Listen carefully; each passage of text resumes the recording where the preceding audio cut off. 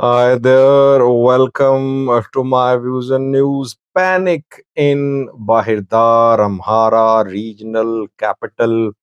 Police commander issued a statement, regional government issued a statement. What is happening there?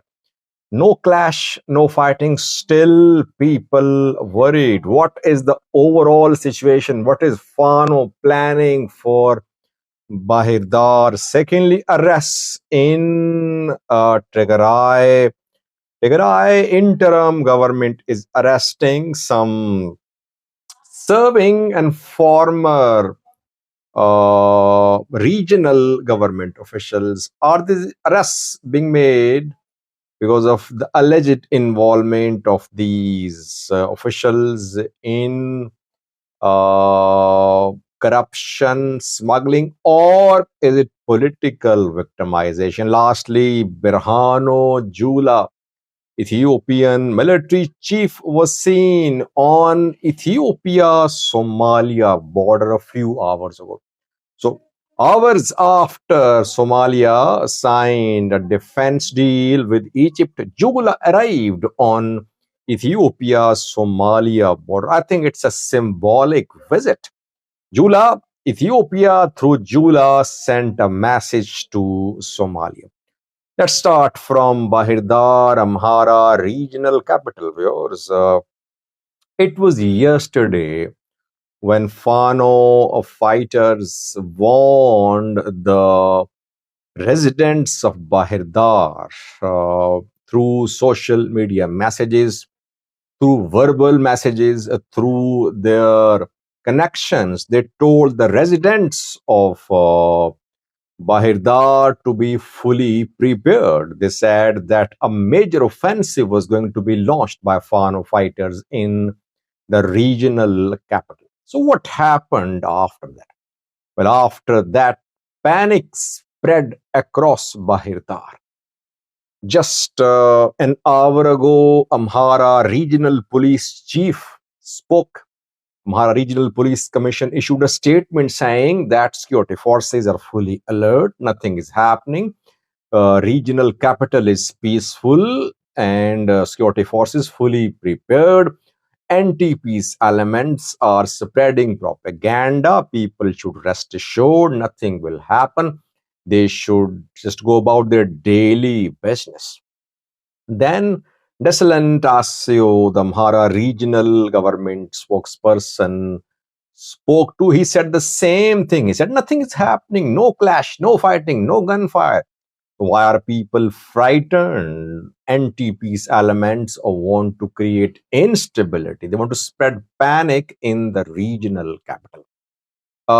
But situation on the ground in Bahir Dar is everything is closed. All businesses closed. Transport movement completely disrupted. And Fano called for a halt to all transport movement yesterday.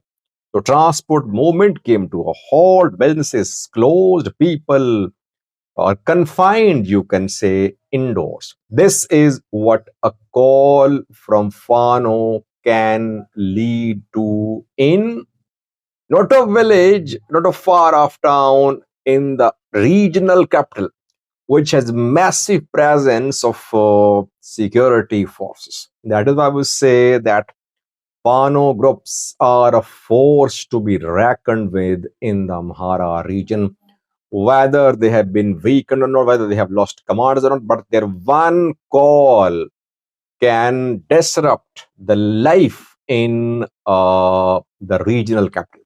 In Gujam, we know what is happening. We're seeing complete disruption to traffic flow, businesses closed, there are long queues of vehicles being seen in Gujam. I did a video on that yesterday. And now, Bahir Dar, regional capital. I analyzed this call by Fano in the last video. I said that maybe the call was made to spread panic because when you have plans to attack a city, you never disclose your plans in advance. So Fano wanted to create panic and they succeeded. Government is now trying to clarify the issue. Let's see, will Fano carry out some small scale attack? But so far, No news of any active fighting clash between foreign military in regional capital, Amhara regional capital. Secondly, was arrests are being made in Tigray by Tigray interim government. Interim government a few days ago said that it would launch a campaign against criminals, against smugglers, against people involved in the smuggling of metals, iron ore smugglers as well. And after that, several arrests have been made. Some former Tigray regional government officials are also being arrested. SFR Tegan arrested, ex-Tambian governor, Tambian administrator, Saifi Addis arrested. He is Abergale's ex-chief. Marisa Ayale arrested. Two others too. 5 arrests confirmed in the last 24 hours in Tigray. Now, some people are questioning this campaign of arrests by Tigray interim government. They say Tigray interim government leaders and some supporters of Getachew, some CC members supporting Getachew are themselves involved in high-level corruption. They're not being arrested, rather they're supporting Getachew, but those who worked in the past with Tigray government, they're being arrested. So it's a political victimization by Tigray interim government against those serving and former government officials who are close to Debretsion-led TPLF group. Yes, such allegations are not surprising. Getachew will have to be very careful. Can he ensure impartiality in this crackdown on criminal elements? Because obviously his party now, he is trying to lead a dissident faction of TPLF. So he'll have to ensure that security forces in Tigray operate in a neutral, impartial manner. People are questioning this campaign. They say that under the guise of this campaign, yes, some criminals are also being targeted, but main target, they say, is opposition. Opposition means opposition to Getachew. Last words, Jula, the military chief, sent a strong message yesterday. He went to Somalia-Ethiopia border. Jula visited Gode. Gode is in Somali region of Ethiopia. He was seen very close to Somali border. Ethiopia established a large military base on Somalia-Ethiopia border in Firfir. Firfir is in hidden zone of Somalia, and there in recent months Ethiopia has boosted the presence of its military. Ethiopian military already operating in Hiran, in southwest, in Jubaland, but this military base saw new arrivals of Ethiopian troops in the last few months. And Jula reportedly was seen there on Somalia-Ethiopia border just 24 hours after Hassan Sheikh and Abdul Fattah al-Sisi signed a defense deal. Egyptian troops are set to enter Somalia in January 2025. Egyptian troops will arrive in Somalia and they'll take over here. Djibouti's troops already here. We'll see more development on Djibouti too.